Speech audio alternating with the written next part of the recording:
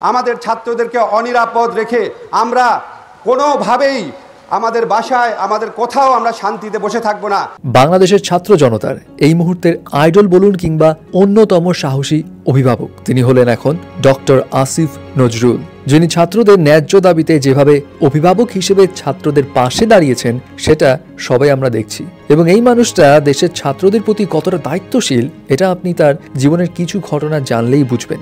Doctor Asif Nazrul এই বিষয়ে যারা জানেন না তাদেরকে বলি, জীবিকা সূত্রে তিনি ঢাকা বিশ্ববিদ্যালয়ের আইন বিভাগের অধ্যাপক হলেও তিনি একজন ঔপন্যাসিক, রাজনীতি বিশ্লেষক, সংবিধান বিশেষজ্ঞ এবং কলামিস্ট। এছাড়া তার ব্যক্তিগত জীবনে তিনি প্রখ্যাত সাহিত্যিক হুমায়ুন আহমেদের মেয়ে শিলা আহমেদের হাজবেন্ড। ডক্টর আসিফ নজরুলকে আমরা টিভি টক শো ও তার কলামে সাহসী রাজনীতি বিশ্লেষণের জন্যই বিশেষভাবে চিনি।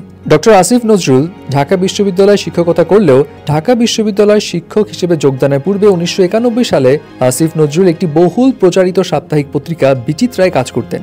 এছাড়া তার বিষয়ে একটা ইন্টারেস্টিং ইনফরমেশন দিই, তিনি কিন্তু বিসিএস এ সেকেন্ড হয়েছিলেন এবং ম্যাজিস্ট্রেট হিসেবে বেশ কিছুদিন কাজও করেছিলেন। কিন্তু 1.5 মাস সেই কাজ করার পর তিনি শিক্ষকতা পেশাকেই বেশি প্রাধান্য দিয়েছেন, কারণ তার লক্ষ্য ছিল এদেশের ছাত্রদের জন্য কিছু করা, তার জ্ঞানটা ছাত্রদের মাঝে বিলিয়ে দেওয়া। শুধু যে তিনি ম্যাজিস্ট্রেটের মতো এমন লোভনীয় চাকরি ছেড়ে শিক্ষকতা পেশা বেছে নিয়েছেন ছাত্রদের উদ্দেশ্যে এমনটা নয়, তিনি ঢাকা বিশ্ববিদ্যালয়ের আইন বিভাগ থেকে 1986 সালে স্নাতক এবং 1987 সালে স্নাতকোত্তর সম্পন্ন করেন এবং 1999 সালে সোবাস ইউনিভার্সিটি অফ লন্ডন থেকে তার পিএইচডি সম্পন্ন করেন। পরবর্তীতে জার্মানির বন শহরের এনভায়রনমেন্টাল ল সেন্টার থেকে তিনি পোস্ট ডক্টরেট ফেলোশিপ অর্জন করেন। তার কিন্তু হাতে সুযোগ ছিল বিদেশে লাক্সারিয়াস ভাবে জীবনযাপন করার, কিন্তু সেই সুযোগটাও তিনি ছেড়ে দিয়ে দেশে এসে ছাত্রদের জন্য কিছু করার উদ্যোগ নেন। শিক্ষকতা পেশাকেই তিনি বেছে নেন এবং এই থেকেই বোঝা যায় এই মানুষরা ছাত্রদের কল্যাণে কতটা সিরিয়াস, কতটা দায়িত্বশীল।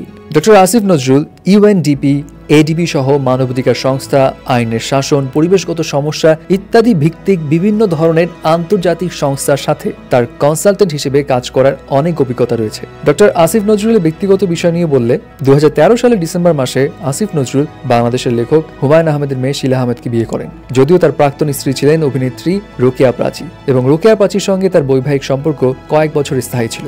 যাই হোক, আসিফ নজরুলের মতো এমন সাহসী শিক্ষক, এমন সাহসী অভিভাবক ছাত্র জনতার জন্য আসলেই প্রয়োজন এবং এমন আসিফ নজরুল যাতে আরও আসুক সেই কামনাই করছে এখন ছাত্র জনতা সহ সাধারণ জনগণরাও।